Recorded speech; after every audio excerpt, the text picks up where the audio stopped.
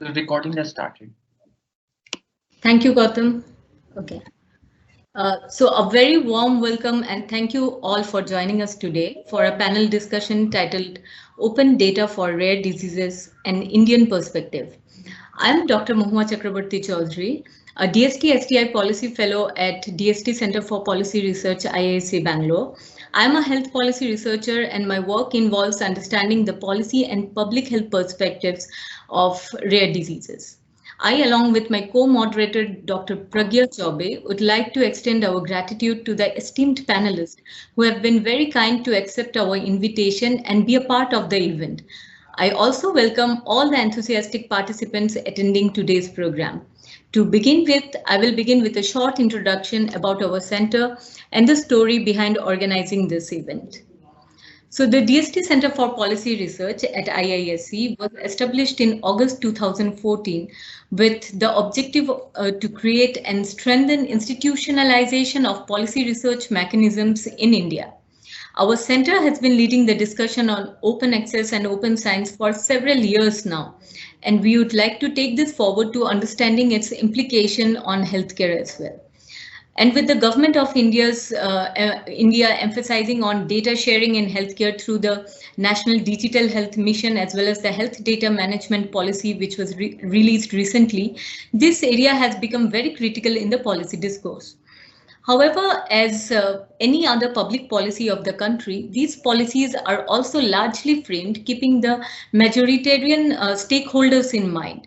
As such, marginalized disease groups such as the rare diseases do not often get the necessary attention in the policymaking process. Hence, it is very imperative for the rare disease community to understand how these policies and open data perspectives at large will impact them. So this Rare Disease Week, we at DST Center for Policy Research, IISc Bangalore, aim to initiate a discourse to understand how well these policies address the needs of the rare disease community. Taking the first step in this direction, we are honored to organize this event. And joining us today for this event are our esteemed panelists, Professor Vijay Chandru, Professor A. Ramaprasad, Dr. Harsha Rajasimha, and Professor Shilpi Bhattacharya. There will be 3 sessions in this event. The first session would be the keynote address by our esteemed panelist. The second session would be thematic open floor discussions. And the last session would be an open Q&A session where all the participants can ask your questions to the panelist. For this, we would request all the participants to kindly put your questions in the chat box and we will read them out during the Q&A session.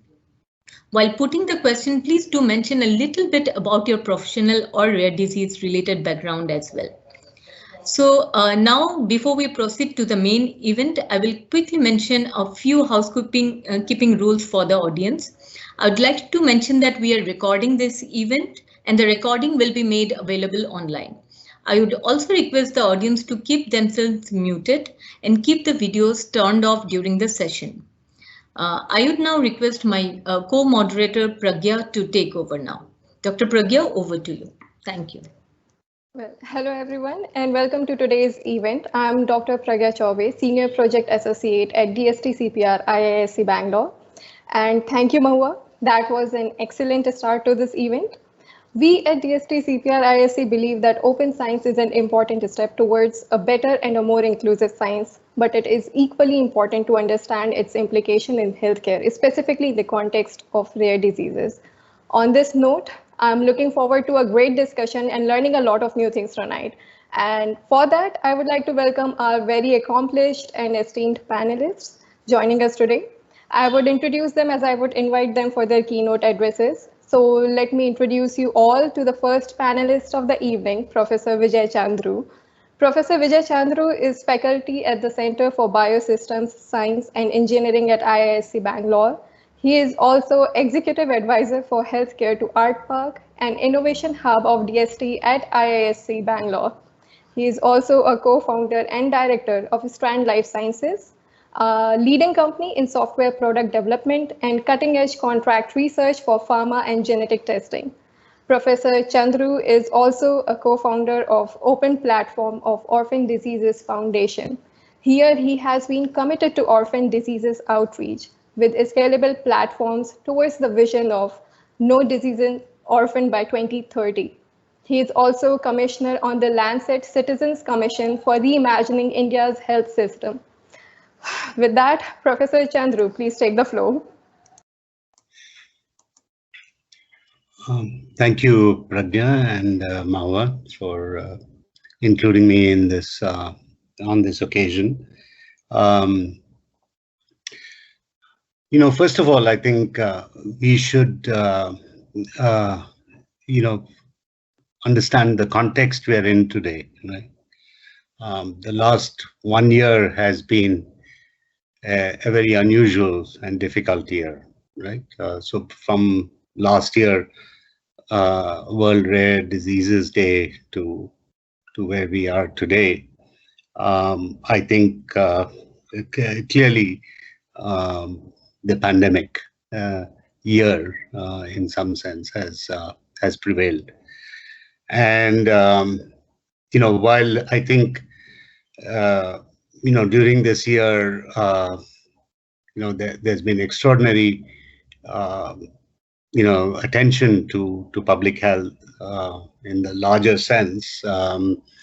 I do believe that vulnerable communities like those with rare diseases have probably had enormous challenges, and I think in some sense I would like to start with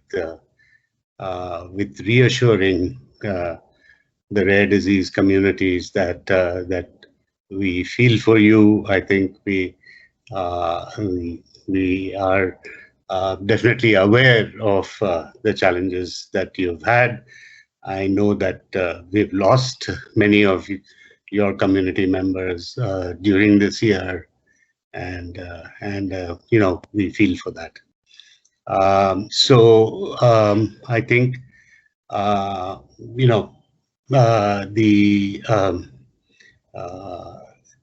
let me begin with that note of sympathy, because I think it's been a difficult year, and of course I, in particular, because of our work at Oxford, have encountered some of the challenges that, for example, people who needed blood transfusions and so on have faced during this difficult year when the healthcare systems were really under a lot of stress, right? I think one thing that, again, the context of the pandemic and so on has opened is that I think public health is now in everybody's attention, right?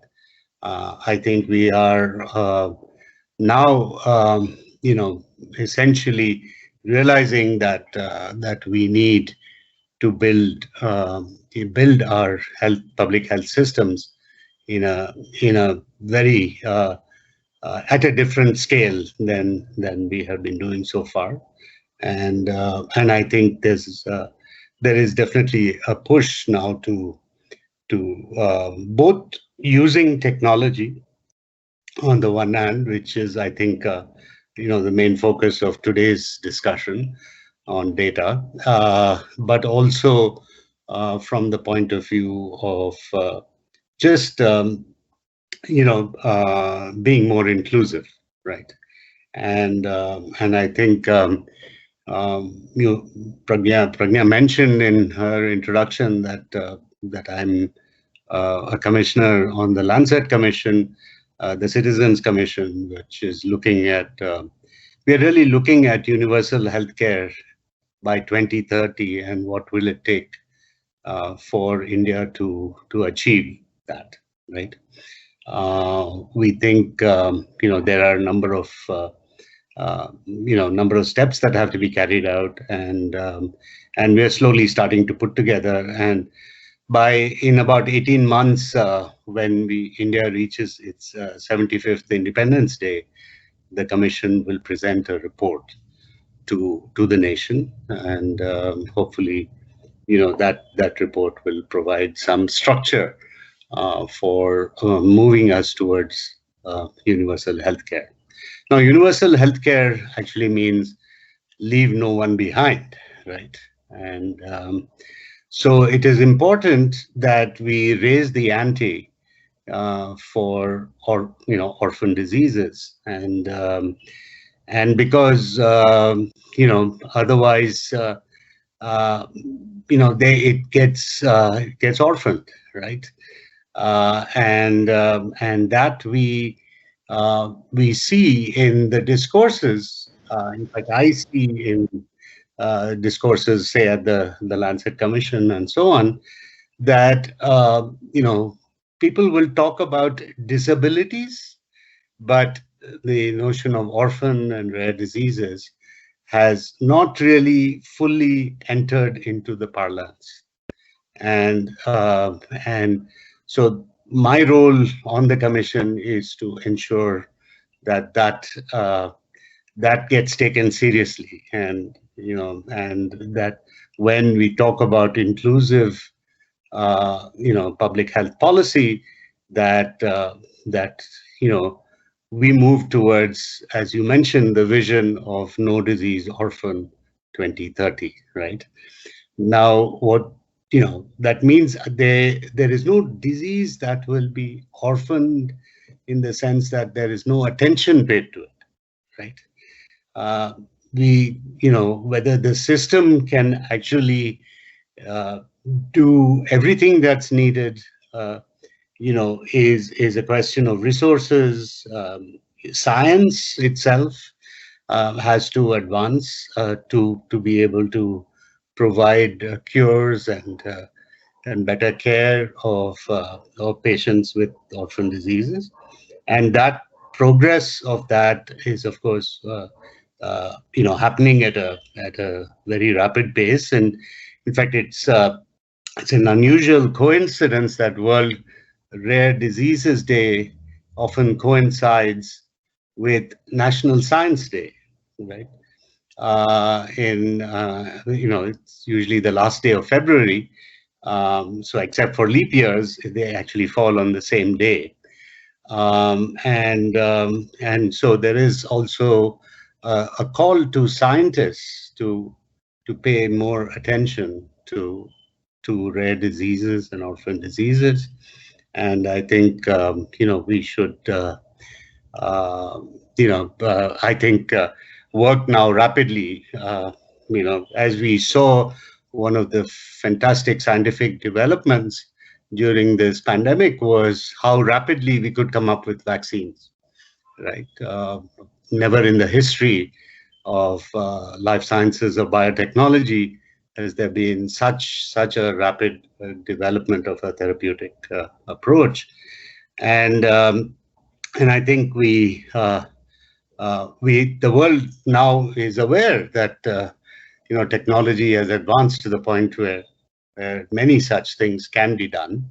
And in fact, the mRNA technology that was used in the vaccine development can probably be used in a lot of cell and gene therapy approaches. And so many tools are there in place. And now it takes will, and it takes policy, and it takes resources to move in the direction of genomic medicines, enzyme replacement therapies, whatever else we can do to alleviate the challenges faced by the orphan disease patients.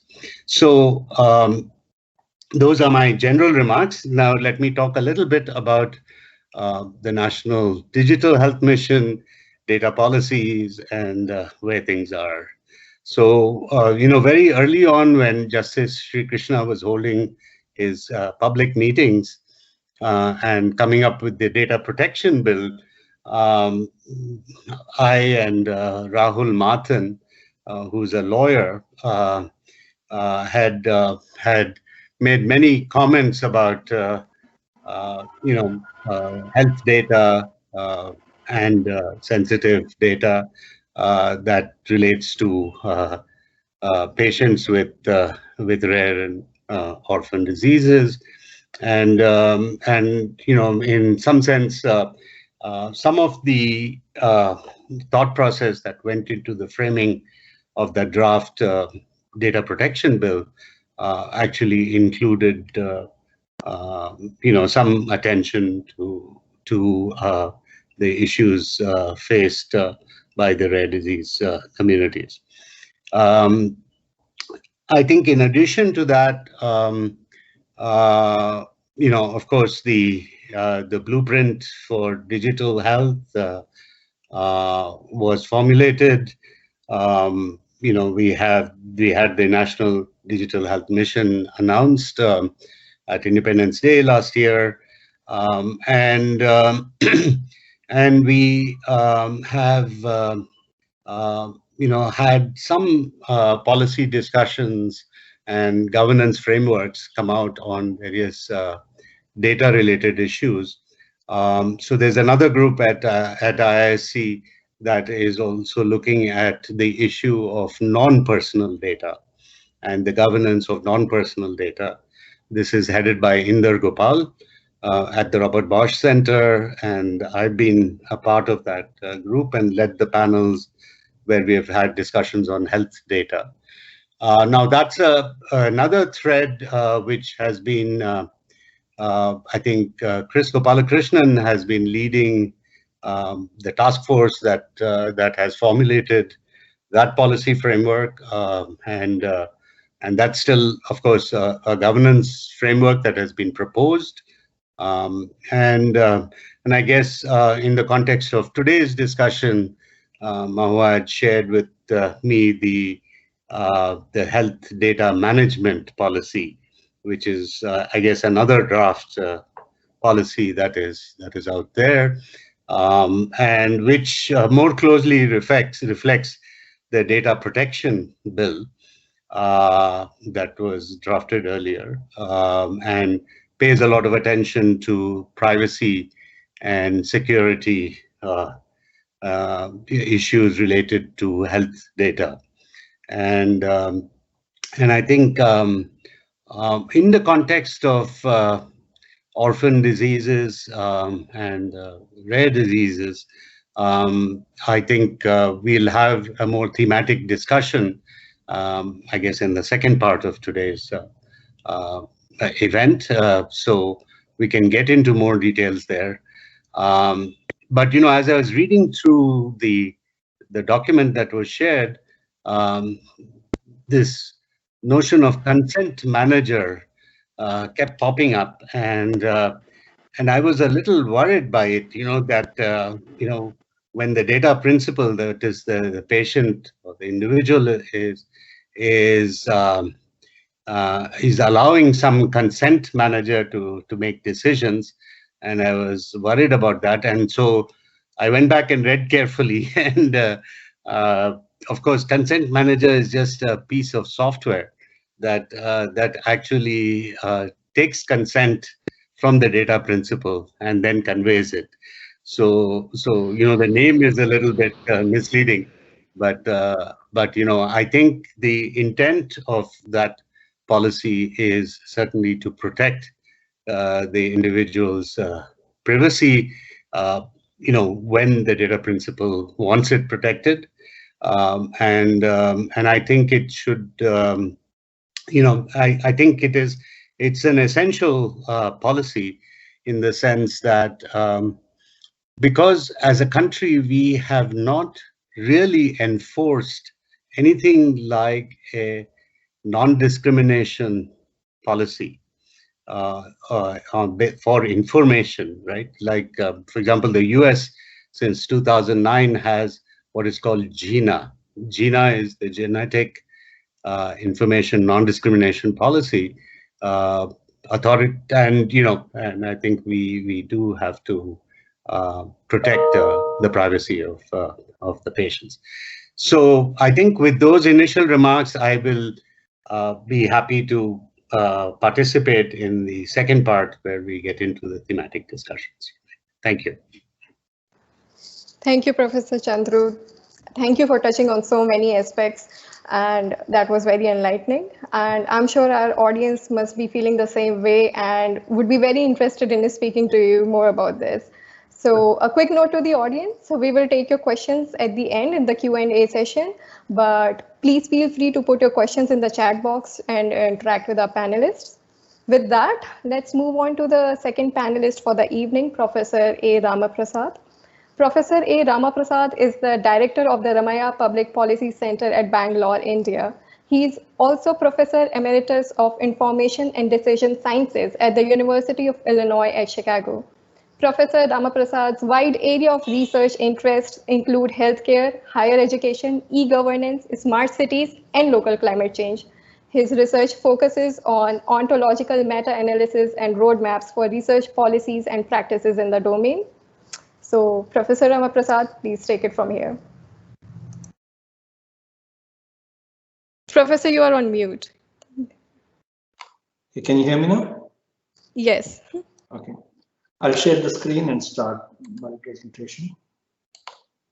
Let's see. Can you see the slides? Hello? Yes. Okay. Yes. Hi. Thank you for the very nice introduction, and thank you for inviting me to the panel discussion.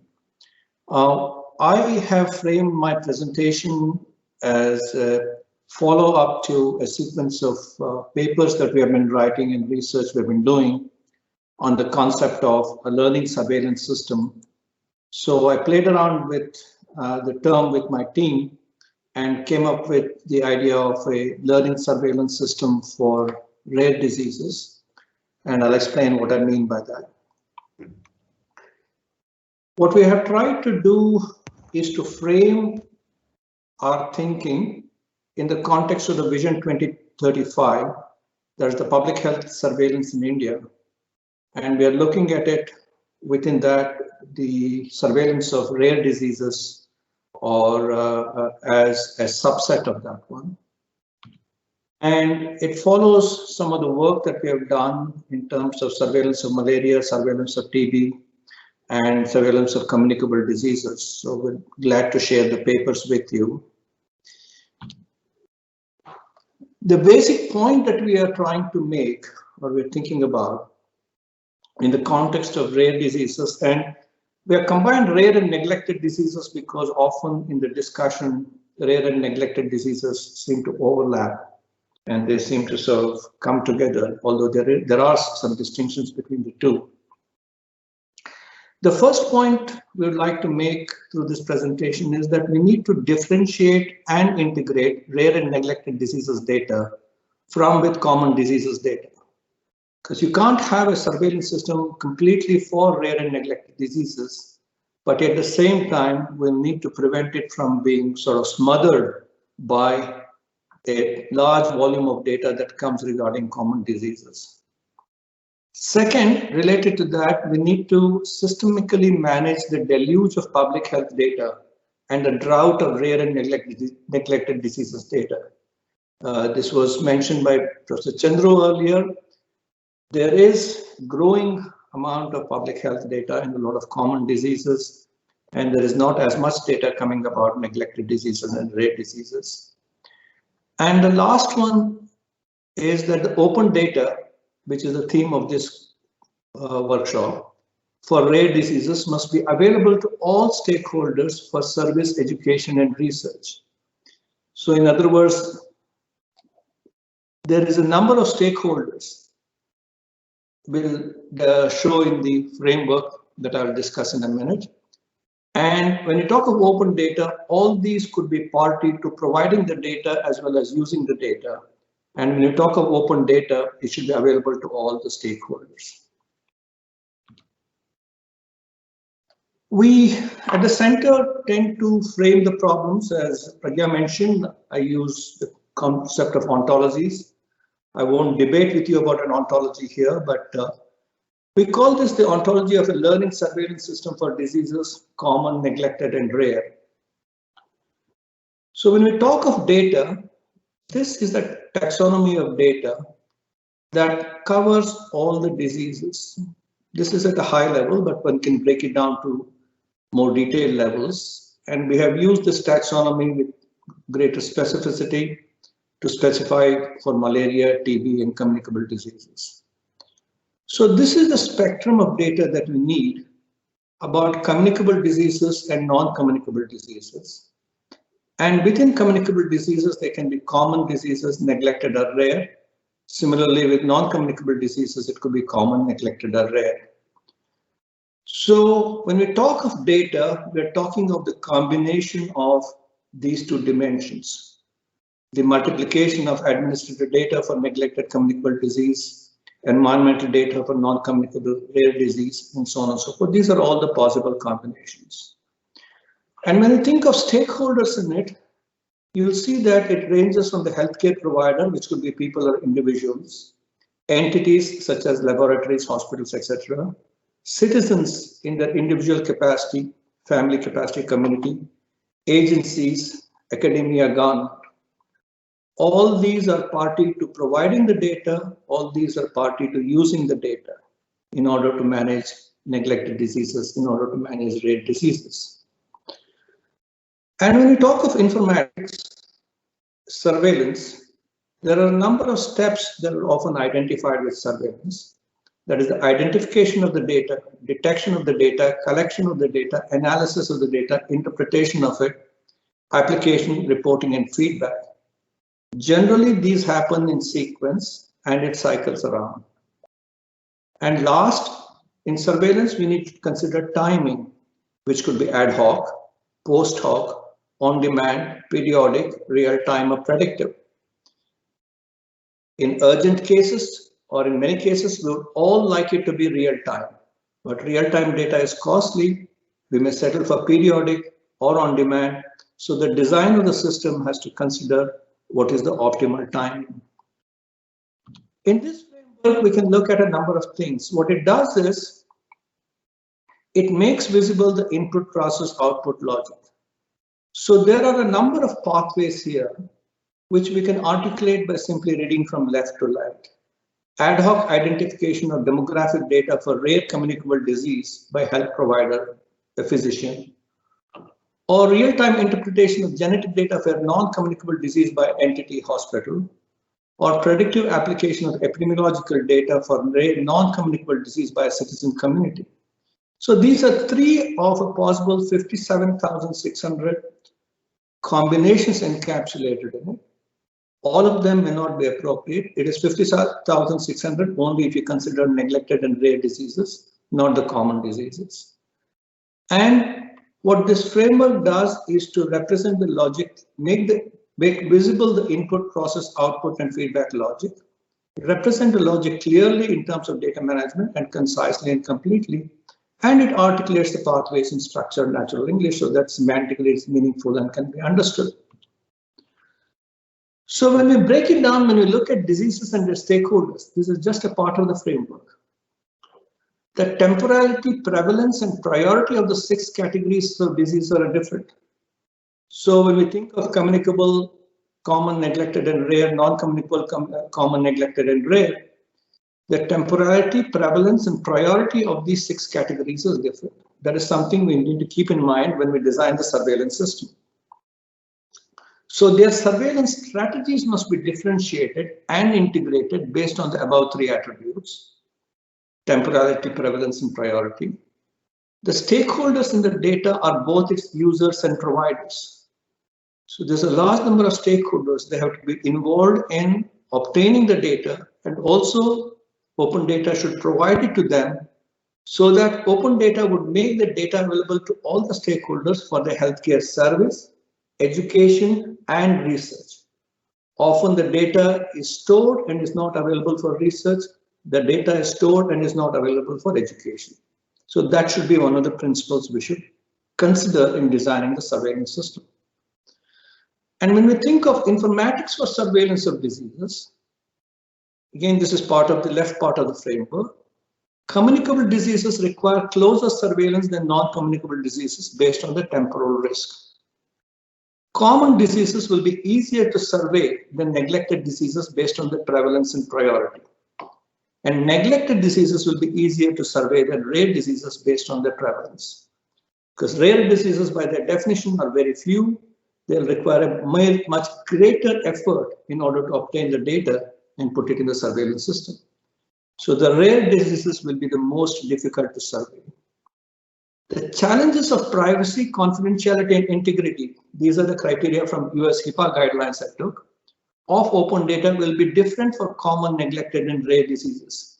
It's going to be really difficult for the rare diseases because by the very nature of the disease, a person could be identified. So our approach is to make the whole system visible, to visualize the construction, complexity, and cognitive reality of a learning surveillance system for rare diseases, articulate all the potential system pathways in structured natural English, differentiate and integrate heterogeneous realities of common, neglected, and rare diseases, and systemically manage the deluge and drought of data. So that would help us realize open data for rare diseases. Last, with a systemic vision and a systematic method, I've taken this quote from the vision document and modified it. India's public health surveillance, I've added, of common, neglected, and rare diseases will be a predictive, responsive, integrated, and tiered system of disease and health surveillance that is inclusive of prioritized, emerging, and re-emerging communicable and non-communicable diseases and conditions. Thank you. Well, thank you, Professor Ramaprasad. That was a very interesting talk. So I mean to say, it was very interesting to see how we can actually put a surveillance system in order, and that was, I'm sure, like a lot of our audience would have a lot of questions on that. So a gentle reminder to the audience, if you have any questions for Professor Ramaprasad, please put your questions in the chat box and we will address them at the end. So with that, I would like to move on to our next panelist, who is joining us from a different time zone, Dr. Harsha Rajasimha. Dr. Harsha is a social entrepreneur with a long and distinguished experience as a scientist in healthcare, life sciences, precision medicine, and genomics of rare diseases. He is the founder of Jeeva Informatics Solutions, which is a life sciences big data informatics company. In addition, he co-founded the non-profit organization for Rare Diseases India and serves as its board member. He is also the founder chairman for the Indo-US Organization for Rare Diseases, an independent non-profit organization focused on helping patients with rare diseases of Indian origin in the USA, India, and globally. A very good morning to you, Dr. Harsha. Please take the floor. Thank you so much for that kind introduction, and thanks for having me on this distinguished panel.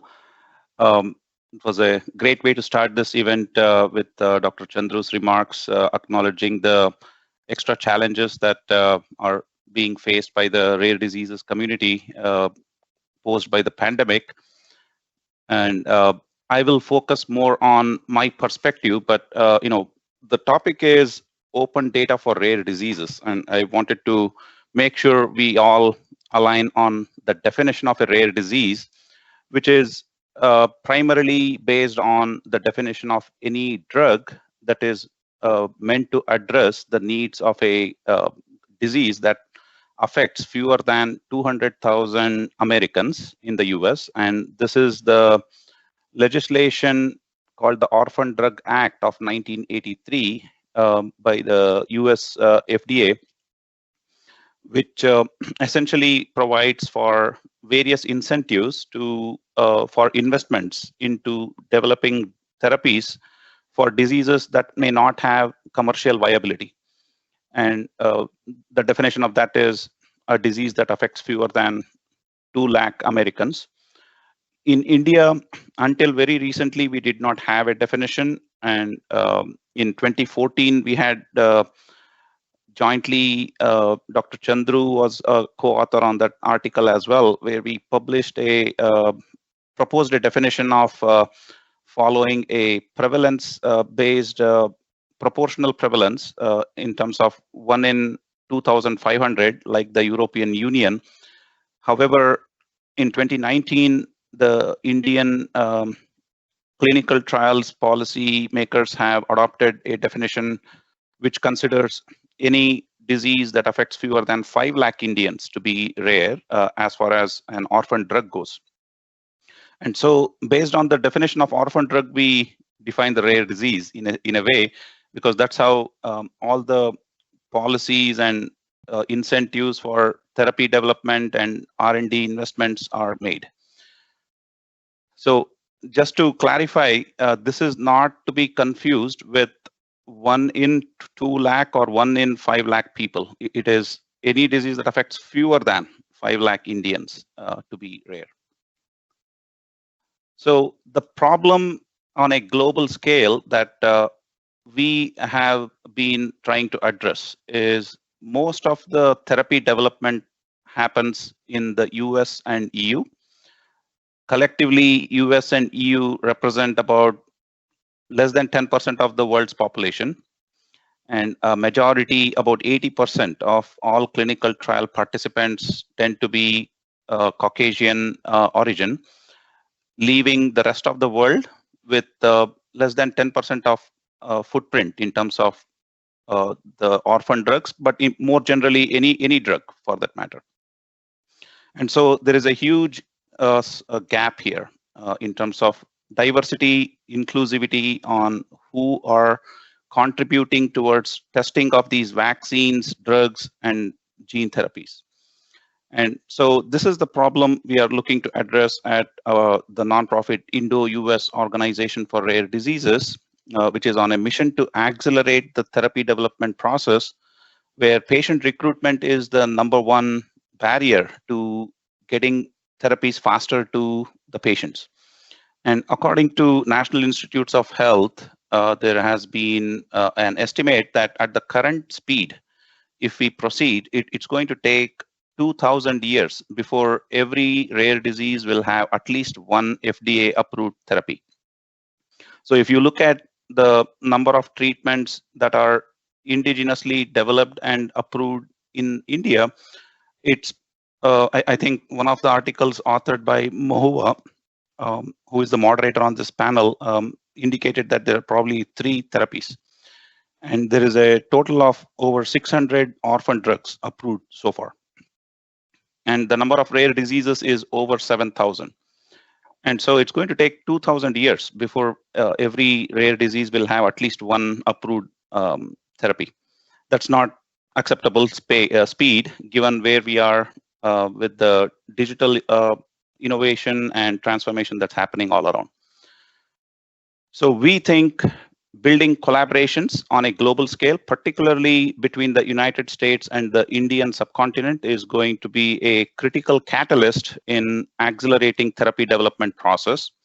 There are complementary strengths between the two great countries, and the rare disease community are primed and motivated, inspired, and have the necessary skills and resources, but they are just kind of different on what they bring to the rare disease community from India versus US.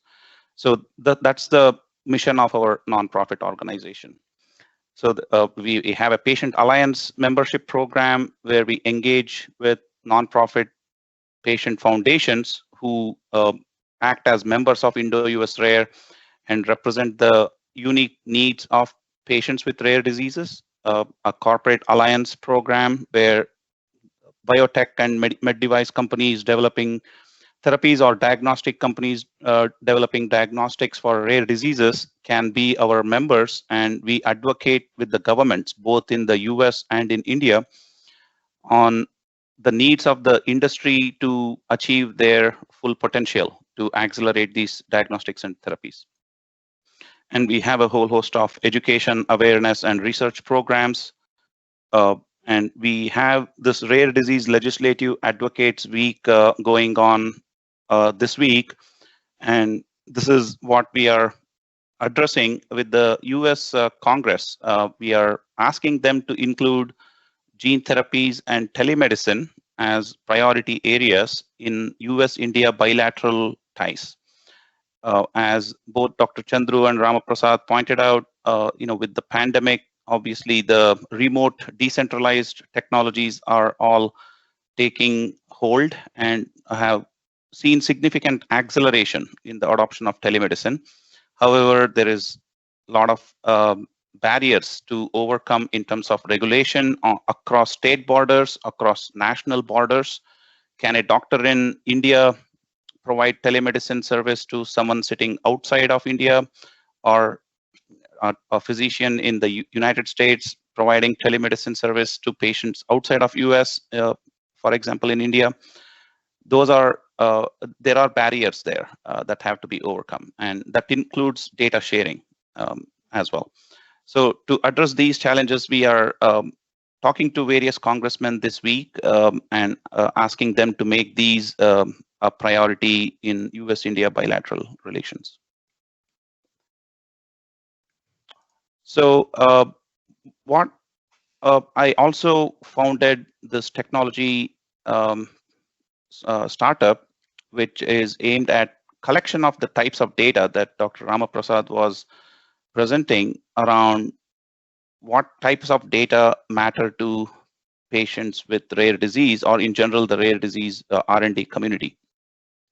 And so this is a decentralized way of collecting data in bring your own device model, ability to collect periodically and eventually with wearable device integration in real time, surveillance or monitoring or real-time data collection of various outcome measures, either reported directly by the patients or clinicians or both, and wearable device being owned by the patients as well.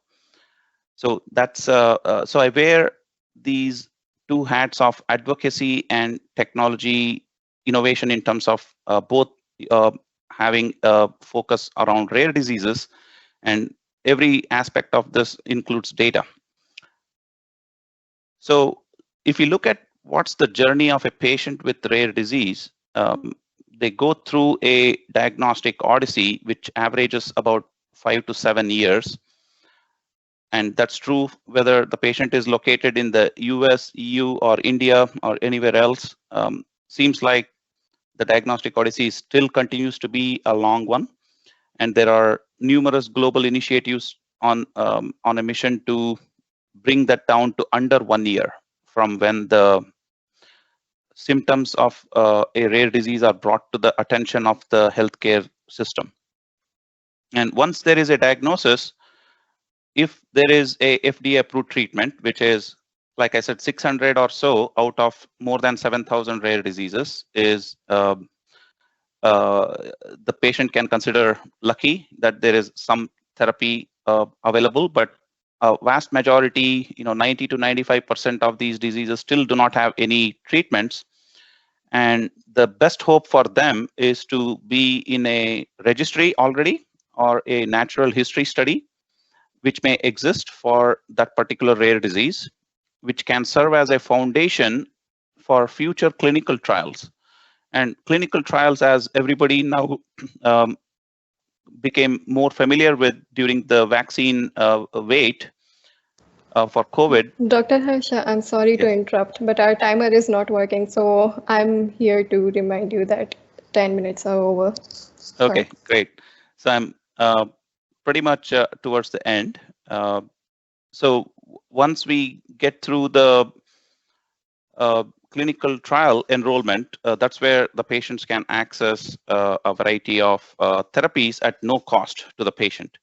And the types of data, I think Dr. Ramaprasad presented very nicely and comprehensively, but what I like to point out is, depending on the type of data and who is collecting the data, there are various key considerations here as to why the data was collected, who entered or shared the data, whether it was clinicians, patients, researchers, or multiple stakeholders, how the data was collected, was it approved by an ethics committee or a protocol that was reviewed by IRB.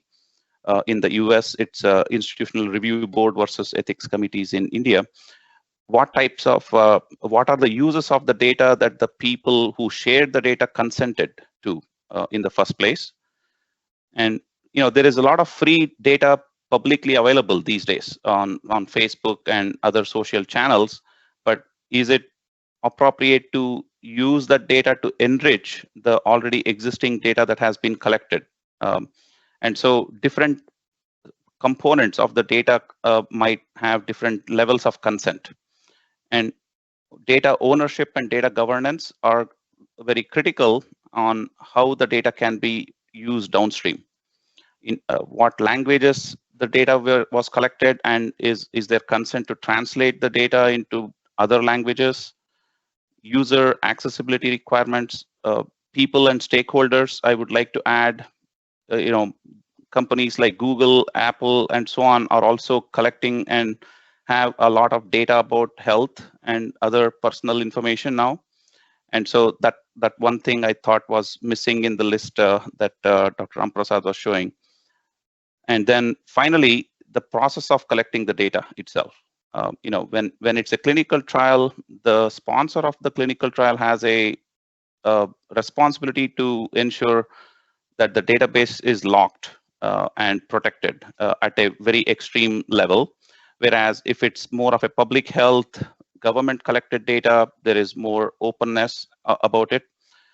So all this needs to be taken into context when we talk about open data in rare diseases. And most importantly, sharing data across national borders, where the policies can be very hard and you may need to engage legal regulatory bodies at scale. So with those, I'll save the rest of for the discussion. And these are some open topics about the questions we need to address is, what does open data mean really? Given how complex it is and various levels of data that exist at different levels of consent that can be used for different purposes. So with that, I'll take a pause here. Thank you, and sorry for running over by a couple minutes. No problem, Dr. Harsha. That was a very interesting talk, and we're really looking forward to discuss more with you in the upcoming sessions. So moving on quickly in the interest of time to our next and a very inspiring panelist of the evening, Professor Shilpi Bhattacharya. Professor Shilpi Bhattacharya is a professor of law at Jindal Global Law School at OP Jindal Global University. She is also a trustee of Word Without GNE Myopathy, a patient-centric organization advocating for a rare disease called GNE myopathy. Prior to joining academia, Shilpi practiced in a British law firm. She had completed her LLM degree from the University of Virginia School of Law and was admitted to practice law in New York. Professor Shilpi, the floor is yours. Thank you so much for that very kind introduction, Dr. Pragya. And thank you to you and to Mohua for inviting me to this very esteemed panel. I'm really honored and privileged to be a part of it and to be discussing these issues that you have given me an opportunity to talk about. So the job given to me as a patient and a lawyer was to look at the legal side of the issues raised by the healthcare management, the policy. And I just wanted to start by talking a little bit about the different hats that I'm wearing in making this presentation today. So as Pragya very kindly mentioned, I think I'm the only person on this panel who is living with a rare disease myself, which is a very, I would call it an ultra rare disease. It's called GNE myopathy, and it's a progressive disease. And so we founded this organization, World Without GNE Myopathy, in order to not only raise awareness about this disease, but we're also working towards finding a treatment for this disease in India. So that's one of our goals, and some of the scientists who are working with us are also here on this at this event today. So it's really nice to have everyone here. And but also as my daytime job is to teach law and do research in law. And one of the subjects that I am currently teaching is a subject that looks at digital markets from a certain perspective. So I'm very aware of what people can do with data, what are the risks of collecting and sharing data, because that's kind of what I do, what I teach my students about, and what I'm teaching them about this semester. So as a lawyer, Of course, our job is to protect the rights of people, to identify when those rights could be violated, to identify the risks that people face, to ensure that their vulnerabilities are protected. And I know that with data, there are a lot of risks and a lot of situations where vulnerabilities can be exploited. So that's one of the perspectives through which I'm sort of approaching this issue. And of course, the other hat that I'm wearing is the patient advocate hat. So where I do interact with patients, and I myself am a person who lives with a rare disease. So people who live with rare diseases are very vulnerable because these diseases are chronic, they are severe, and very often there's no treatment. So these people, many people who live with rare diseases cannot keep a full-time job. They don't get jobs. There's a lack of education because they don't have access to educational institutions. I'm very privileged to have a job and to have education, but many rare disease people are not that privileged. And they are generally from a background where they're not even sort of, because of their lack of education, no, forget about knowledge of science or medicine or complex issues of treatments or sort of doing research for finding treatments, participating in registries. Those are complex issues for them. Many of them can't even read or write. So sort of understanding what are the implications of sharing data for the large majority of people who live with rare diseases is quite a difficult task, and that's one of the matters of concern. And then the other aspect is that a lot of people living with rare diseases are desperate in the sense that their condition is worsening and there are no treatments, so they would do anything for a treatment, right? They would go to a quack, they would respond to advertisements, they would they are vulnerable to being exploited because of their desperation, right? The lack of any alternative that they have. And then there is a fear, right? The fear is of discovery because there's a stigma attached to being disabled, there's a stigma attached to being diseased, and that leads to a fear of sort of telling anyone about your disease, that coming out in the open, etc. And then so people are generally very disinclined to be open about their disease.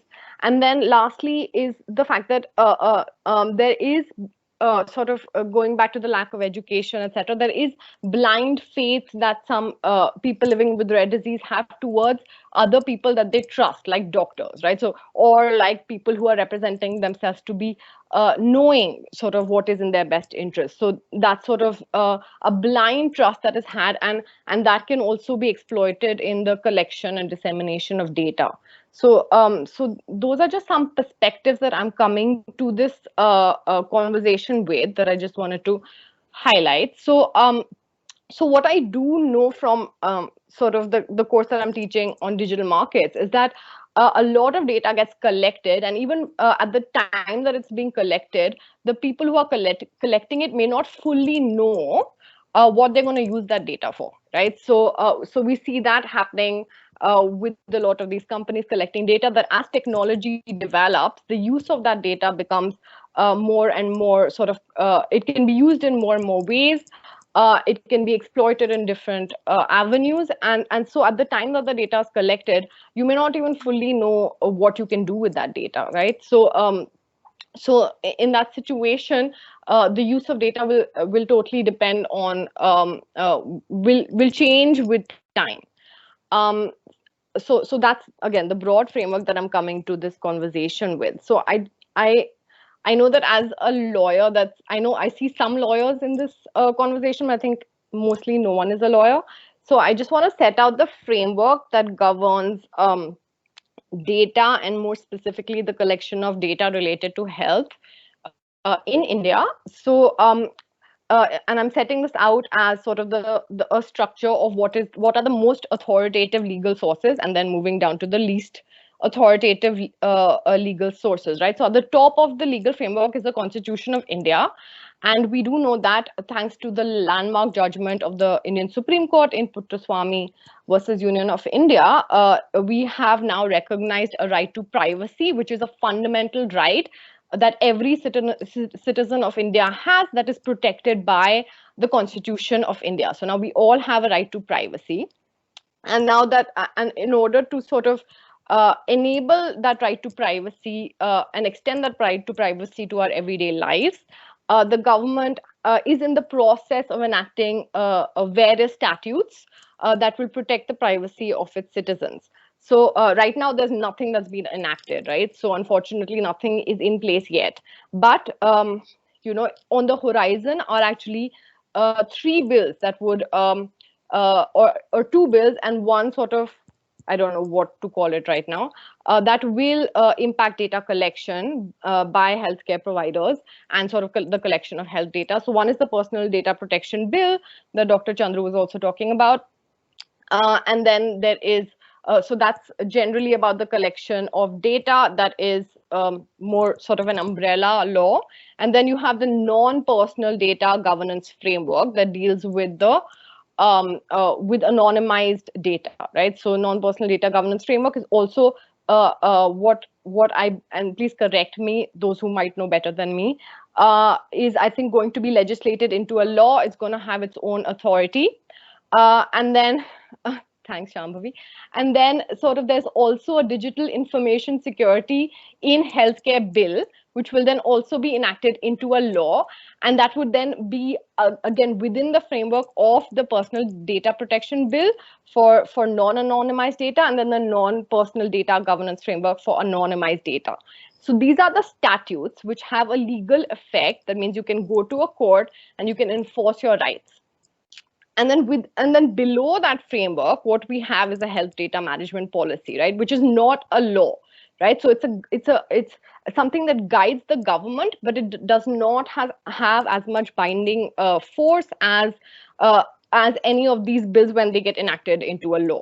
Right, so the National Digital Health Mission and the Health Data Management Policy are policies, right? So they are meant to sort of guide the government in sort of formulating a way forward.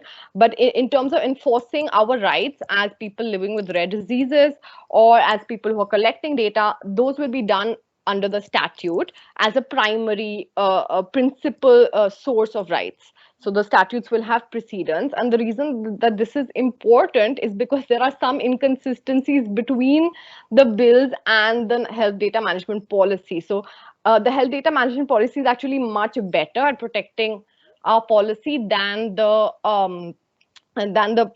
even than the PDP bill. So the rights that are given under the health data management policy are much better, much stronger than the rights even given in the under the PDP bill. And so that conflict, if that arises, will get resolved in favor of the PDP bill, because that's going to, when that gets enacted into a law, which I'm hearing is going to happen anytime soon. So when that gets enacted into the law, it'll have primacy. So with that in mind, and the other legislation that also plays a role here is the Rights of Persons with Disabilities Act, which is already a law, right? So it's already in place. And to the extent that many people with many diseases that are rare are enlisted under the Disability Act, people who live with those diseases are protected by the rights given under the Rights of Persons with Disability Act. So that's a broad framework. So I just want to mention that a lot of so this policy talks about health data, but it's really like long time coming, because a lot of private hospitals already collect our data, and that collection has not been protected by any statute, and we don't know sort of what they are doing with that data, right? Because that data has already been collected. So and we do know that this data can be used for profiling and targeting because this is sensitive data that is identifiable to individuals. So when we go to a hospital and we get tests done, we give our name, we give our phone number, we give our contact information, and also sort of a lot of information about the diseases that we suffer from, and that data is already going can be sold to people who can then sort of target all kinds of products or services like quackery treatments at us. And right now there's no real sort of authoritative legal protection for us. So this kind of legal protection is long overdue in India. And then just... I'm sorry to interrupt, Professor Shilpi, but your 10 minutes are up. Okay. So yeah, I'm going to leave some of this stuff for talking about later. So I just want to talk about then maybe just about the consent framework under the policy. So so basically, like the policy's consent framework is very similar to the consent framework under the PDP bill, but as Dr. Vijay Chandru was also mentioning, that sort of there's this mention of a consent manager. So I had a few concerns with the way in which sort of consent is being taken under the policy. So one is that because, as I said, a lot of people living with rare diseases, they are not very well educated, right? So, and they would trust anything that a doctor told them. Like, that's been my experience with them. So when consent is being taken, it's very important that the person who's taking that consent explains everything very, very clearly in a way that's very, very easy to understand.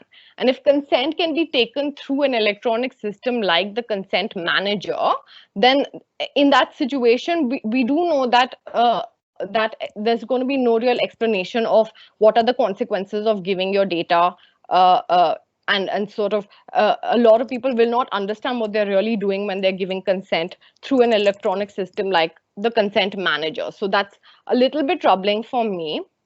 And the other thing is sort of the standard of what constitutes free consent under the policy is being equated to Section 14 of the Indian Contract Act, which is a legislation that talks about contractual situations, right, where there's a give and take, right? That's a contractual situation, but that's not really the same situation here. So this is a situation where there's much more vulnerability, much more exploitation, and Section 14 is not really adequate to deal with that. And I can talk about this more if you want to know why I feel Section 14 is not adequate to deal with a consent framework for rare disease patients. And then the other thing that concerned me was withdrawal of consent. So the right to withdraw consent and the right for your data to be erased once consent is withdrawn is a very, very important part of a consent framework. And this is also mentioned in the PDP bill. But it's not really clearly mentioned under this policy in what circumstances will data be erased, right? So in general, the idea is that the moment you withdraw your consent, your data you should have a right for the data to be erased. But that's not really mentioned in this policy. The policy talks about the fact that your data may not be erased if the law does not permit its erasure, and that in certain situations when your data cannot be erased, they will find other ways of dealing with your data, right? But really, for a truly sort of free consent to be given, you should have a right to be forgotten, right? A right that if you withdraw your consent, the data should be removed from the system. But that's not really what the policy is talking about. And then I'm just going to finish talking about consent, and the rest of my remarks I'll talk about later.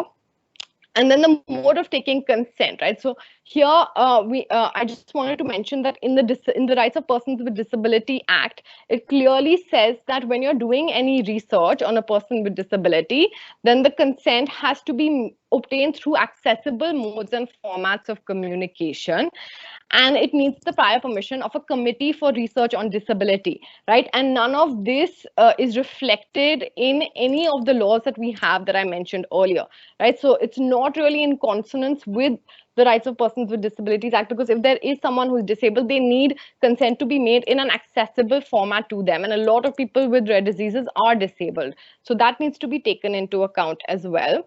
But sort of what the policy says is that that the privacy notice will be made in a way that's comprehensible to a reasonable person, right? And who really is a reasonable person, right? So is someone who has no background in science, who doesn't understand what DNA is, who doesn't understand the sensitivity of DNA data, how would you sort of explain to them the consequences of sharing DNA data, right? So would someone who's illiterate, sort of what is reasonable for them versus someone who's educated would be a different standard. So this reasonable person standard, it's really an antiquated idea, and I think that we need to have better tests for determining what would be free consent under in these kind of situations. So with that, I'm going to end, and the rest of my remarks I can always make later. Thank you for giving me this opportunity. Thank you, Professor Shilpi. That was very interesting to hear from you, and you brought in two very different perspectives. It was very insightful. And with that, I would also like to thanks again Professor Chandru, Professor Ramaprasad, and Dr. Harsha for sharing their insights with this. And with that, I would conclude this session. And I would like to invite back my colleague, Dr. Mahua, to usher us in the next segment of the evening. Well, over to you, Mahua. Well, we had a very interesting session so far. You are on mute. Thank you, Pragya. It was really a very interesting session to hear from all of you. We are moving towards the next session, but I think everyone is so engaged with the previous session that maybe we could start discussing on the section 14 that Shilpi was mentioning. Shilpi, could you take us more into that you said why it is not adequate for rare disease patient? Maybe all the audiences would also like to hear on that more. Yeah. Okay, so I also teach contract law, so that's why I'm kind of like familiar with this. So section 14 deals with free consent, which means consent which is not coerced, which is not taken through undue influence being exerted, and that's not taken through mistake or misrepresentation, right? But there is another category where your consent is not free, that's recognized by law in India, but that's not covered by section 14, which is where consent is just unconscionable because of the disparity between the parties, the party who's wanting your consent and the party who wants something from you and the person who's giving that. So sometimes when there's a great disparity between parties, that could be in terms of education, in terms of some person really being vulnerable because they really want something really badly, like a treatment, right? So them being told or misguided into believing that if you share your data, you'll get a treatment, right? So in that situation, what we call is sort of that your consent can be sort of vitiated through unconscionability, right? So that the terms of that interaction are just unconscionable because of the great disparity between the parties there. So I feel that we need to sort of take into account situations where there is such disparity or there's just such a lack of playing a level field between the parties that the consent, even though it's taken, is not given freely because that person thinks that they have no other choice but to give consent. Thank you. Thank you for your insights. I think everyone would resonate with what you just told. So yeah, so any of the panelists would like to take this forward, or maybe we could move to the next point. Yeah, Professor Ram, please. Professor, you are muted.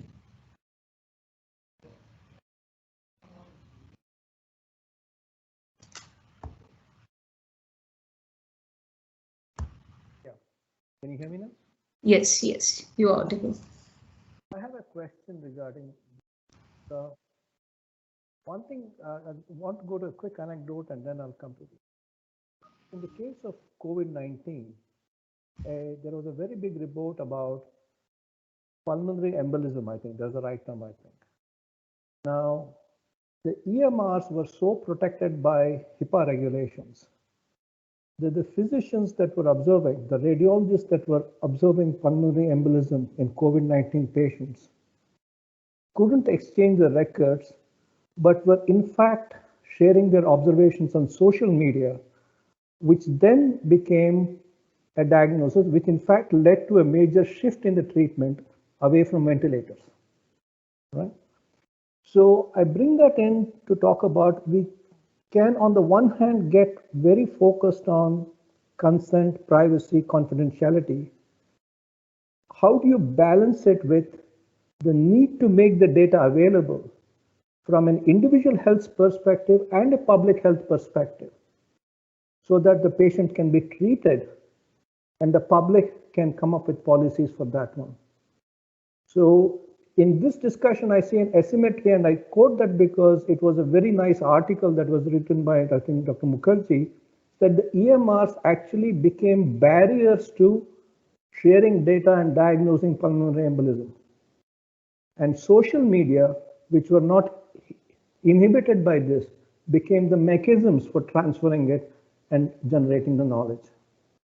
So I'm a little concerned whether we tie ourselves up in so much in legal knots that we forget the patient and the public and become concerned about the data much more than the patient and the public. I know that's a sort of strong position to take, but I just wanted to bring it up. So if I may respond to that, is that okay, Moa? Yes, please go ahead. So kind of also taking off from the comments here, right? So there's what this policy is talking about is data collection for healthcare, and there's a difference between data collection for healthcare and data collection for research, right? So when you collect data for research, first of all, there are many more guidelines, as the people are saying, that you have to go through, like ethics committee clearances, etc., that we're not doing for collecting data for healthcare under this policy. And of course, this policy talks about sharing data for research which will be anonymized data, and there you don't need to actually take consent under this policies, right? So there's no need for consent. But the concern with consent is because as this policy and the PDP bill talks about, this is sensitive data because people can be targeted. And I'm talking about things like employment discrimination, like selling this data to stem cell banks or stem cell treatment, facility providers who will convince you that this is what you need because they know everything about you because they have your data. So there's a real chance of exploitation, right? So we have to be careful. So it's not saying that if you protect your consent under, if you have stronger rules for consent, that will stop research, right? Because as the policy says, you can anonymize the data and share it for research, and that will protect sort of the people involved as well as serve the needs. And then for research, like we do have these larger hoops that we need to jump through, like ethics committee clearances, which should be maintained. So I think that we should not let go of those kind of clearances for collecting data for research, because they are also made for a particular purpose. So I think that I don't think that this will I think that there are basically two different issues here. May I also just comment on this, Mahua? Yes, Vijay. Please go ahead. So I think, Shilpi laid out very clearly the whole legal framework. And of course, there is this non-personal data governance framework, which I had mentioned as, the Chris Gopalakrishnan task force output. And the intent there is, of course, once the data is anonymized and there are clear, prescriptions of how anonymization should be carried out, the intent is that the data can then be compiled as a public good, right? So the question is, how do you actually make public goods available? And this is what you need for research and for being, even in emergency situations, being able to quickly adapt therapy and so on. So again, I think to re-emphasize what Shilpi just said, I think there is a path for sharing of data. It just has to go through appropriate anonymization. And for example, I think a lot of the radiology data associated with COVID patients are being annotated and put together right now by ICMR, working with pulmonologists from AIMS and so on, and being put into something called Cove Base, which will be available for the research community. So I think there is a pathway, I think, but at the same time there is a need for protection, as Shilpi was pointing out. Yeah, I think that was a very engaging discussion here regarding what would be the middle way to go about it. And picking from another point that Shilpi just mentioned about the data being shared for healthcare purpose and research purpose. So how to ensure, or is there a need to kind of distinguish between the purpose of data sharing, and then how to ensure that if the data is being shared for healthcare purpose, then it should be or should not be used for research purpose or vice versa. Yeah, I'm opening this for all the panelists. So let me just bring up, some more specific examples because that will help, right? So today, for example, if you look at the national health, health surveys of families, which is maintained by the Institute for Population Studies in IIPS, or very recently you have the longitudinal aging study of India data that has been put out. A lot of health data is in those databases. Now, if you want micro data there, as a researcher, you can approach the agency and provide some description of the where you're from, what is your institutional reasons for taking forward this research, and with some explanation that microdata is made available. I believe even ICU data through the Mimic and PhysioNet databases that in the US, people like Professor Roger Mark at MIT and so on have made available. It's the same, but there you actually have to go through a training program. You have to, if you want to access the data, then you actually go through a short training program, which includes some training on the ethics of using data and how you write it up, how you publish it. And it takes a few hours to go through that training, but 5,000 people now have gone through it and are able to access that data and publish results that they get from those databases. So there are some best practices, I think, which we need to adopt as we build these larger health related databases in India and create facility for research. So nobody wants research to stop, because that's how we get to solutions. Yeah, thank you on that. And with that, so we are talking about data sharing, and we are talking about the consent. Shilpi has a comment. So yeah, Shilpi, go ahead. Actually, I had a question for the panelists, so I can always ask that later. Harsha, you can go ahead.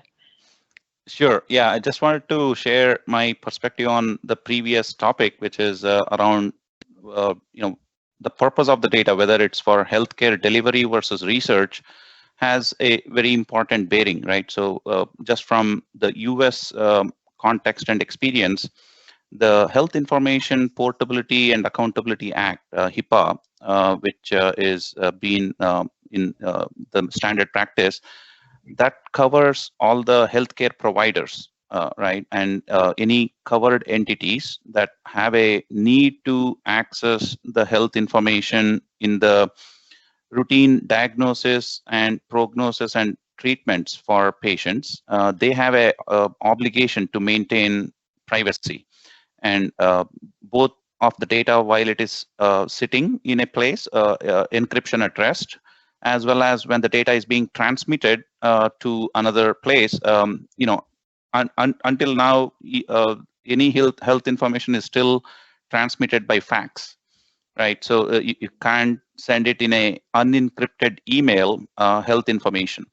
And so that is a different level of standard when it comes to clinical or health information for providers and who are providing the delivery, versus in research, many times it can include a lot of additional molecular data, scientific data, lab data, and others combined with anonymized health information without the personal identifiers, but can still be taken back to the identify the individual patients based on, say, genetic data.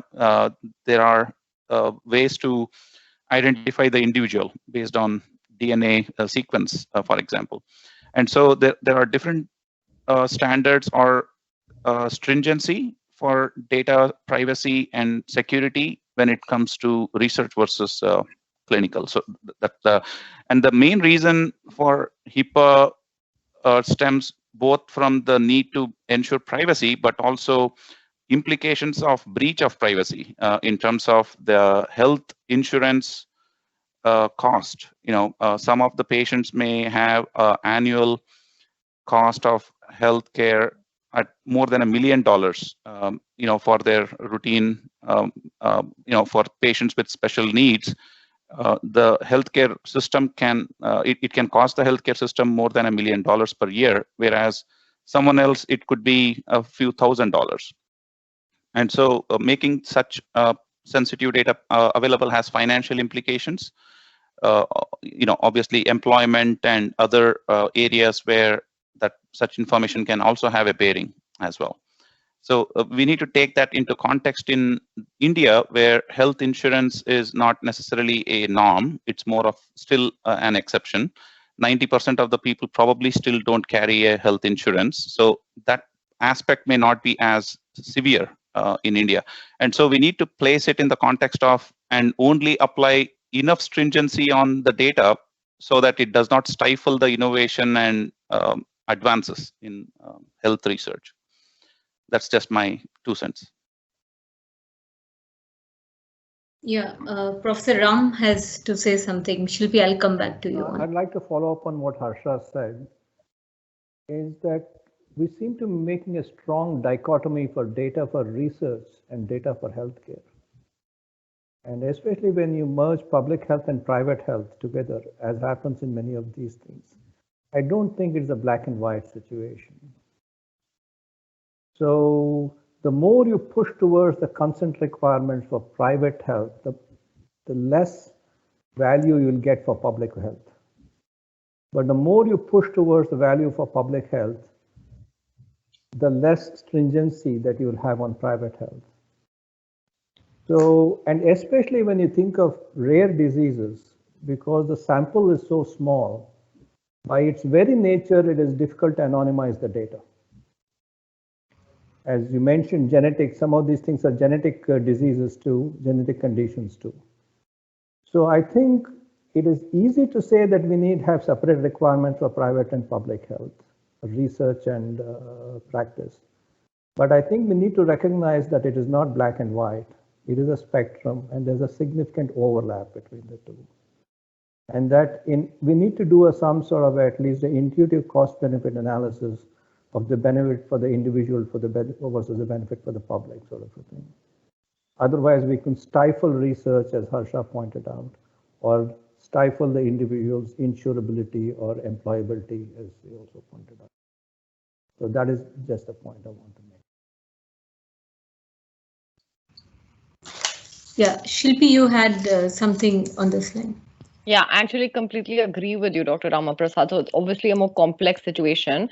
But when I was going through the policy, and this is as a rare disease patient, right? So I felt that, it would be so nice for to have like aggregated data sets for rare diseases. So say if a GNE myopathy patient goes to any hospital, right? That data of symptoms, of CPK test levels, or whatever, blood samples is all collected, and then it's aggregated. So a doctor can just like have a patient who comes and sort of just type out some symptoms, and you'll get like the possible diseases, and that could really be a very significant diagnostic tool. But my question was how I thought that that's how that would be one of the ways through which rare diseases could be benefited through data collection under this policy. But the policy talks about federated structure of data collection, and I'm not sure how through that federated structure, where sort of data will be the idea is not to sort of have too much, any one authority having too much of data, how you would sort of allow for any benefit to rare diseases, because rare diseases will only benefit from the aggregation of that data, right? So how will the federated nature of this, that was my question that I had, how would that help rare diseases, like rare disease groups? So that was what I wanted to know. I'm not exactly sure. May I speak? Sorry. Please go ahead, Professor Ram.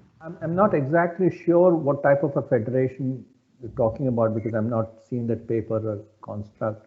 But one thing from my understanding of federation would be that it would allow for aggregation across a very disparate sample sort of thing. So with appropriate protections, if the data is spread all over the world or all over the country, okay, and you have very weak signals because by the nature of the probability is low, one instance here, two instances there, and so on and so forth, it could allow for better aggregation is what I'm guessing sort of. And that aggregation would help in terms of being able to diagnose and go with. I think the US has a similar system like that for some of those diseases so that they can ultimately go to Bethesda and say, what does it look like? So I have an anecdote, but I'm not very clear about the details, so I'll not to talk about it. So that is probably my guess. Yes, Professor Chandru, please. Yeah, so I just wanted to point out that, in the non-personal data governance framework, there is an identification of high-value data sets, which for which community data trustees can actually. So, for example, the world without GNE myopathy could approach the authorities and request for a data aggregation to be done to create a high-value data set that helps with furthering research or helping with getting more services focused on that community. And so there is a mechanism of community data trustees and this whole notion of high-value data sets that can be that the framework allows for. So I don't know, Shilpi, if you have looked at that, but that's one framework. Yeah. So just my 2 cents on federated data, Shilpi. It's a very good point. There are two ways you can think of federated, right? So one is health is a state level subject both in the United States and in India. And so there is data collection happening at the state levels and even local levels at the village, taluka, district, and so forth. And then they get aggregated at the state level and then at the national level and eventually, hopefully, global level, right? So if you look at it in that as a network of nodes, it is federated in that sense it could be standardized at every node, or it may be different types of data collected at different nodes and only abstracted and the relevant data being sent to the higher node, if you will, in the sense that the central government public health may not need the detailed health information, but maybe the aggregate health information from the states and so forth. So that's one way of looking at it. The other way of federation in the rare disease space is if we have, say, a database for GNE myopathy and muscular dystrophy and various different rare diseases, which may collect specific patient measures, outcome measures for different diseases, how that gets aggregated at the overall rare disease level. So there can be multiple patient foundations having data collection activity, which all connect back to a central location as well, or not, right? So depending on how it is organized. So I just wanted to mention that that's how I would look at the federation part of it. Right.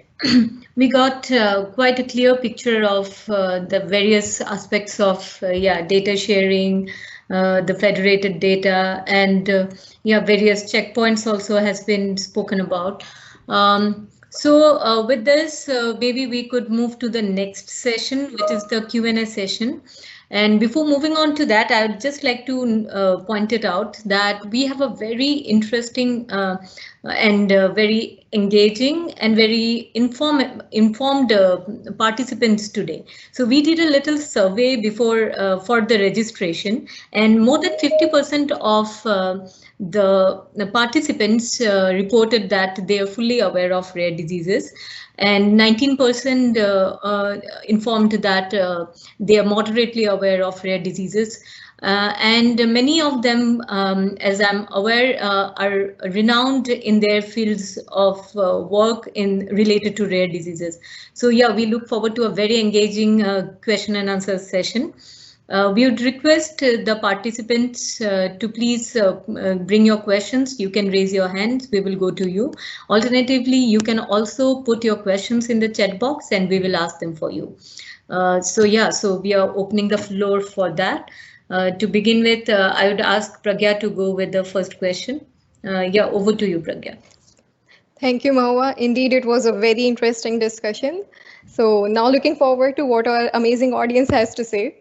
And if anyone wants to ask a question, please use the hand raise signal at the top of the panel to ask your question, and please be brief. I will call out your name while you ask your questions. Turn on your video and unmute yourself, please. Alternatively, you can put your questions in the chat box and we will read them out here. Yeah, maybe till we get a question, I'll just put forward some of the questions that has already come in. So yeah, so going, this is a question from Dr. Sudhindra. He wants to ask that, given the call for storing the Indian data in India, how do we need to ensure open data while keeping in tune with governance policy? Will ensuring data ownership, maybe the blockchain, ensure easy open data? Yeah, over to you, panelists, to address this. Let me attempt and perhaps, in fact, maybe some people in the audience might also have insights on this. I suppose the question relates to the requirement of data localization, which was posed in the PDP bill draft, and now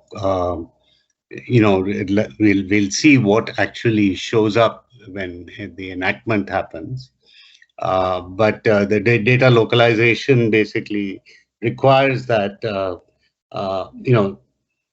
data has to be, personal data particularly, would have to be stored on local servers. I think that was primarily a requirement for from a point of view of being able to audit the data, and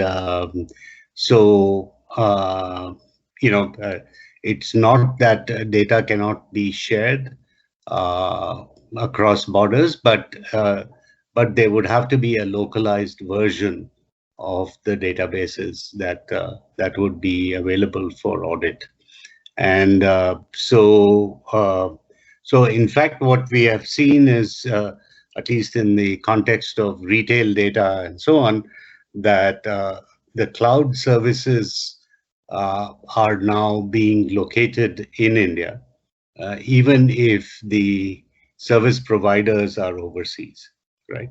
So it has actually led to creation of a lot more data infrastructure in India for the localization, in anticipation that localization will be required. So at least that's my understanding. Perhaps others have a view as well on that. Yeah, Professor Ram, you would like to add something?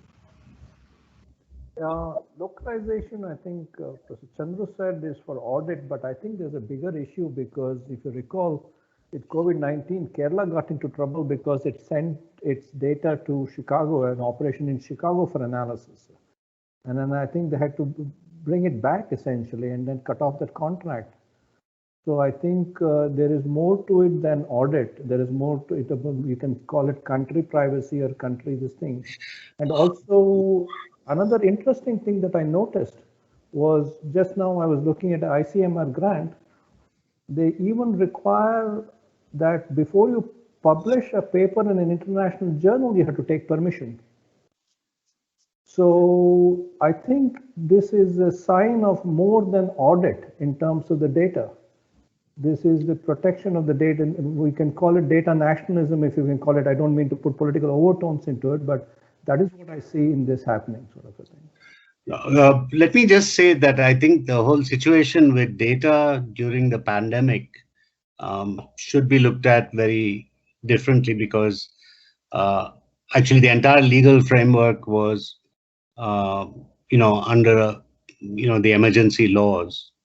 Yes. So I think, maybe we shouldn't confuse things like what happened with the pandemic. But the ICMR grant, the ICMR guidelines and various guidelines that have come about in the last few weeks, about participation with international, seminars and publishing and so on. I think there's going to be some rethink on that. The principal scientific advisor has already made some public statements about that. There is, I don't think the intent was to stifle, international cross-border research. And the academies, including the Indian Academy of Science, where I'm a fellow, we have written letters to government and, to say that, this is probably not a progressive step, right? So I do think there's a rethink going on. And, sure. Yeah, but at least presently, those are the requirements. Right. I have the grant, this thing in front of me, which says you may not publish in an international journal without permission. Without permission. Well, Yeah, just to add to these great points, my interpretation is that there is physical security of the data and also the opt-out part of the data that Shilpi was talking about. If someone wants to opt out of a database and request that my data be permanently deleted or removed from this database, if such a right has to be provided, like it is in the GDPR guidelines in the Europe, and if that's the PDP, I believe that Shilpa was talking about, then once you make copies of the data and move the data physically outside of the Indian servers, then it's how do you ensure that the data is deleted by everybody else who has a copy of the data? And so having that physical copy within the country's limits will help at least have that auditing, like Dr. Chandru said, to ensure that the data is actually physically removed, for example, but also from the point of view of providing the data privacy guidelines to enable deletion. So there is a way of sharing the data without physically moving the data from India, for example, right? So you take analytical tools to the data and show the views of the data, but not physically move the data.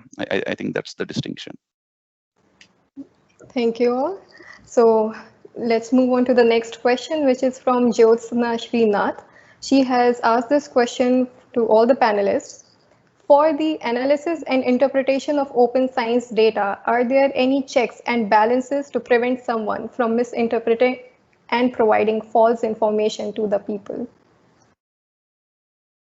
I can answer that. So basically, data ownership stays with the person who's supposed to be the data principal, right? So the person who's sharing the data. And while the policy talks about the need to give accurate information, that the policy basically says that responsibility is on the data principal, and it doesn't say what would happen if you gave the wrong information.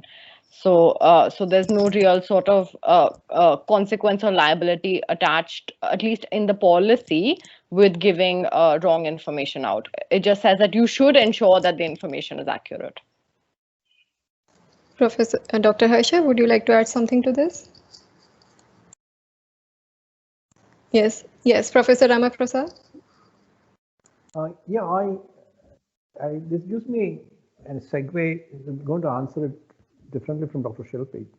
Now, we are talking about the data as if it is more or less complete and of a good quality. And the limited experience, it's more than limited, but we have been looking into some data sets here. And if there is one condition, disease is not a rare disease, but TB, for example, with the effort being put on TB, you would expect the TB data sets to be of a reasonably high quality and more or less complete. Right? And you'll be amazed by the gaps that are in there. Right? So the gaps and the quality of it, if on a data set that on which so much has been invested, there are these gaps and there are these quality issues. When we talk about, the liability in terms of providing accurate data, correct data sort of a thing, I think there is a sort of between the state of the reality and the state of the expectation, there's a very big jump. In order to get to that, it'll take a long time. And we need to find out what the ground reality is in terms of how do we correct this in a highly concentrated, highly attended area if the quality of the data is this poor and the completeness is this poor. So I think those are pragmatic issues that we need to consider too in terms of the applicability of these requirements. Yeah, thank you for the interesting discussion that was going on. Yeah, the next question that I'll take is something that I also wanted to bring up, because we are talking about rare diseases largely, and we cannot ignore the draft national rare disease policy. And obviously, it's ironical that it doesn't come into the conversation, because in India, mostly the policies are made in silos. And here we are talking about data management and data sharing of rare diseases, but then this policy doesn't show up in our discussion only, and it shows how much they're made in silos and not connected they are.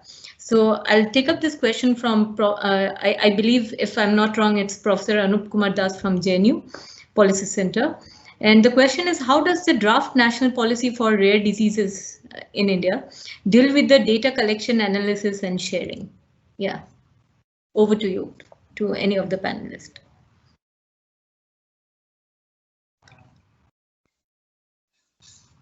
Yeah. Well, unfortunately, we don't have a national policy for rare diseases. And as you probably read in the recent Delhi High Court ruling by Justice Pratibha Singh, she has given the government an ultimatum to actually produce the policy, because the policy was withdrawn, and the revised policy has not actually come out yet. So I mean, that is one comment, but maybe to the specific issue of that was raised, someone else would have a response. But that's one of the reasons why I guess none of us have mentioned the rare disease policy, because there is none. So, Yeah. just right, one. yeah. Sorry, Harsha, go ahead. Yes. Yeah. Sorry, Shilpi. Just a quick comment that yes, the national policy for the treatment of rare diseases that was originally introduced and later retracted, that did focus more on treatments for patients with rare diseases, particularly lysosomal storage diseases and a few other diseases, as well as there was a mention of ICMR patient registry for collection of data, which I believe is still not operational fully. And I have sent requests, for accessing that data for research purposes, but I believe it's still under development. But there is not, it was not progressive from a data sharing point of view, from what I read, in a draft format even. Yeah, Shilpi, you wanted to add something. Dr. Shilpi, please go ahead. No, that's exactly what I wanted to say. That the focus of the policy was on finding money to treat the diseases that already had treatments for them, not for research. Right, right. Yeah. Thank you for your insights. I'll just add that in the second draft that was released this January 2020 for public consultation, the draft just had a little bit more on the research part than the previous draft, which was completely focused on treatment part, but it hardly had anything on data sharing aspect. And rare disease registry, it's still there where it was in 2017. So that's very unfortunate. Yeah, so I'll hand over to Pragya for the next question. Pragya, could you please take the question? Thank you. I would like to invite Dr. Gautam Sharma to ask his next question. Can you please unmute yourself, Gautam? Yeah, thank you, Pragya. My question is open to all the panelists. Specifically, I want to talk about this output of data. Now I know we are talking about this open data to boost the research on rare diseases, but I would like to know more about what happens to the output that comes out often in the form of product and process patents by pharmaceutical companies. We have already seen Gilead taking advantage of remdesivir during last year.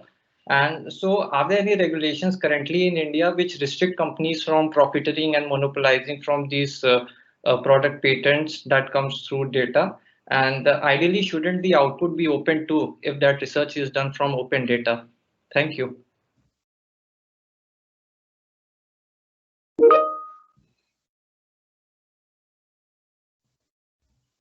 Yes, this is open to any of the panelists. Could you please like to take it up? Yeah, Professor Ram. Professor, okay. Yeah.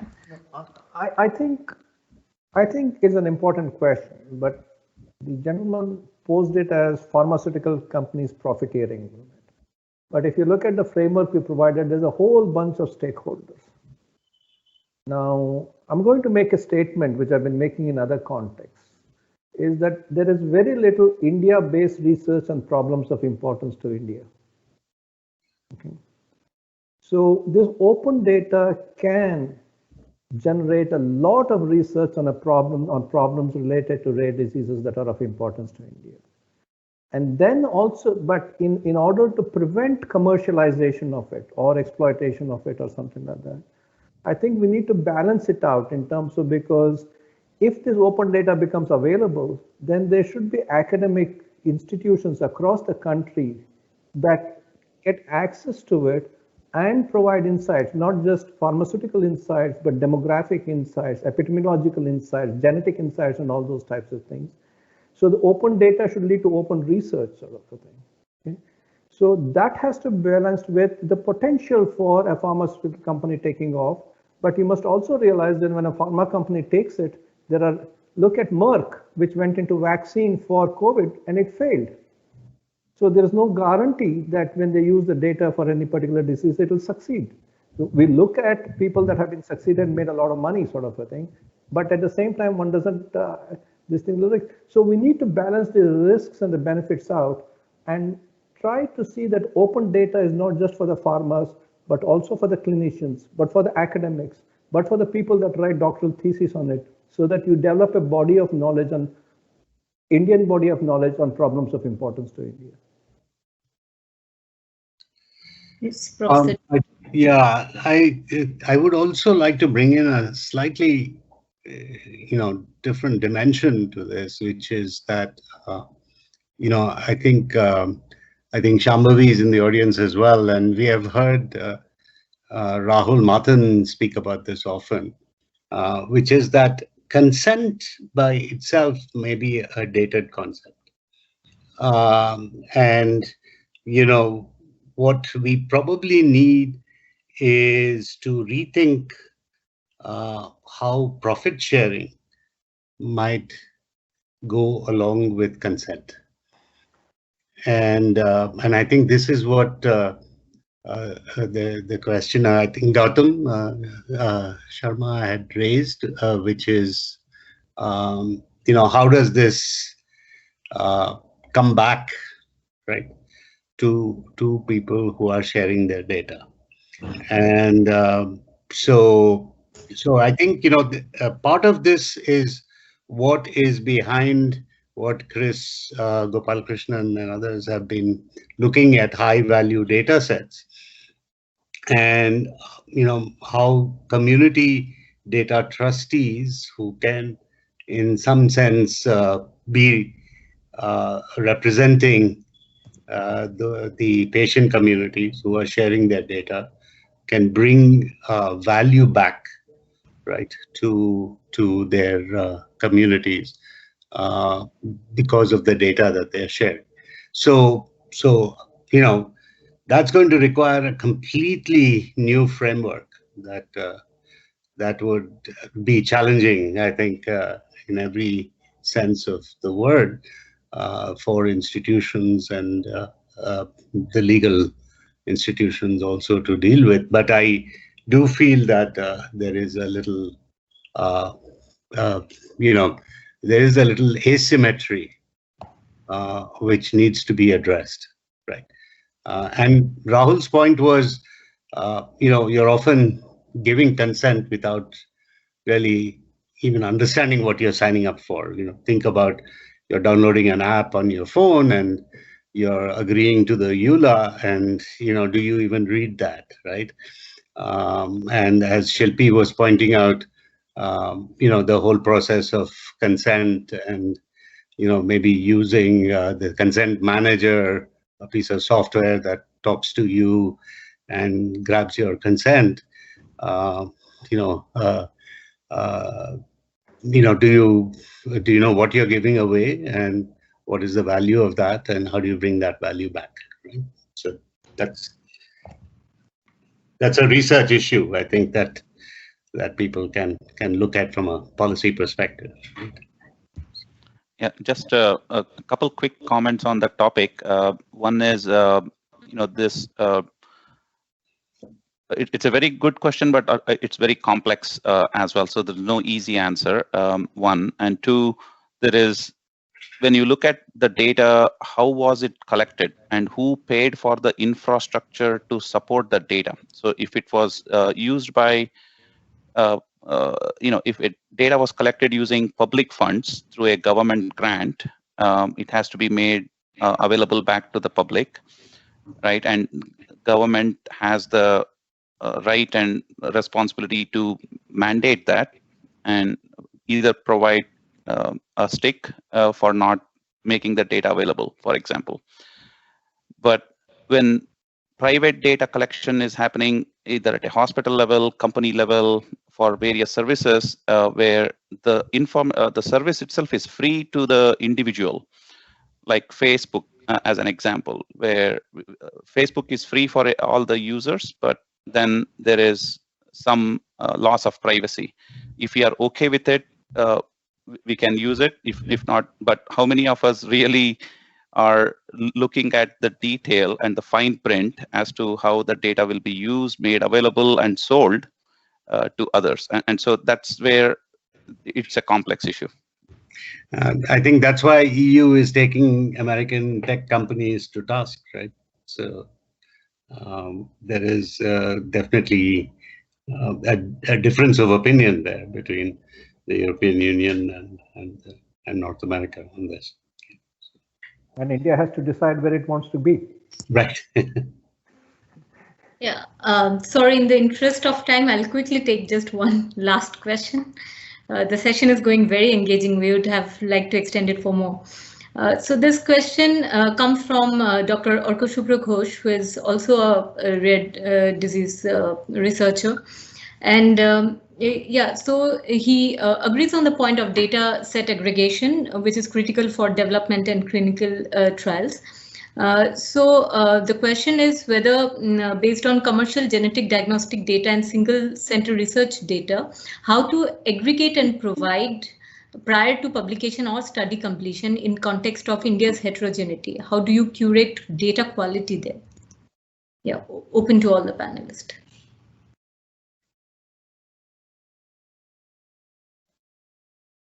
I cannot answer the question. I guess somebody that really knows that data should be able to answer it. And I don't work with the data, so I can't. So somebody has to. So, Arka, as you know, Strand has been doing, now tens of thousands of genomic tests of patients, and many of them on rare disease patients. So, and we publish.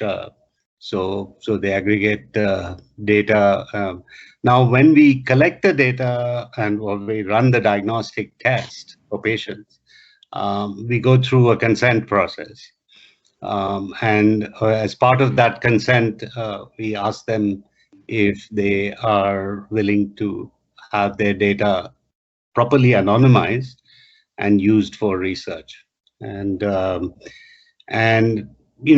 I think our experience, at least a few years ago when I was actively looking at that, was about more than 70 or 80% of the patients who would give consent for research. Okay, I think globally it's probably a slightly lower percentage, maybe 50% or so.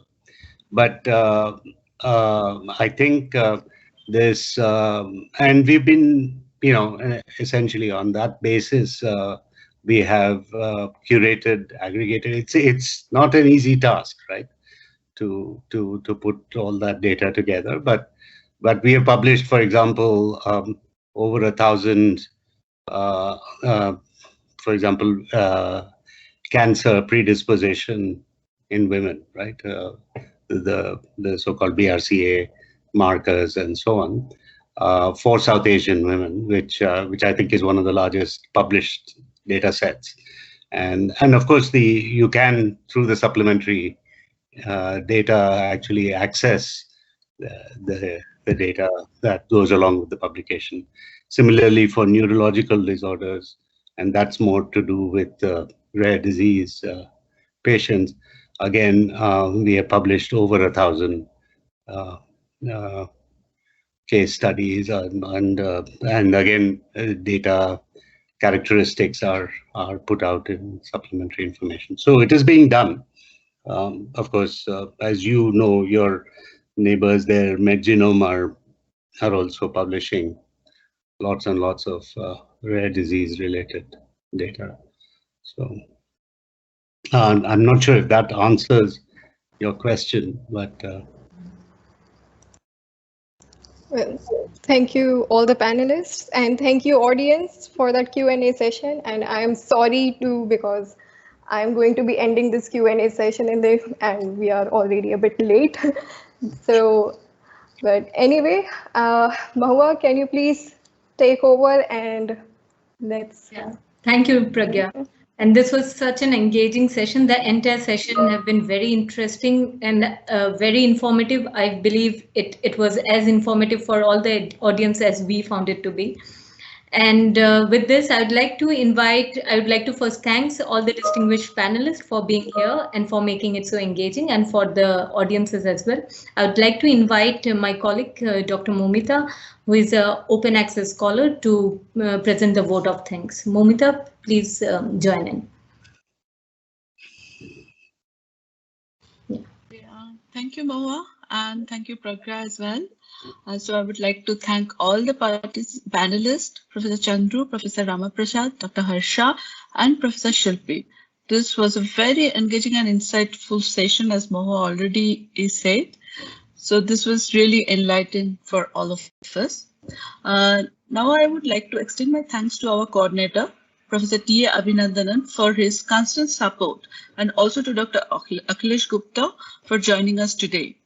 And to all the organizing team members of this event, Dr. Mahua, of course, for putting together an enormous effort for this great event. And to Dr. Pragya Chaube, Dr. Gautam Sharma, and Dr. Nabil Ahmed. Finally, a big thanks to our audience for joining us today and engaging actively with us. So now I would like to take the next ritual that we carry out after all our events. So that is a group photo session. So I would request everybody kindly please turn on your videos for a short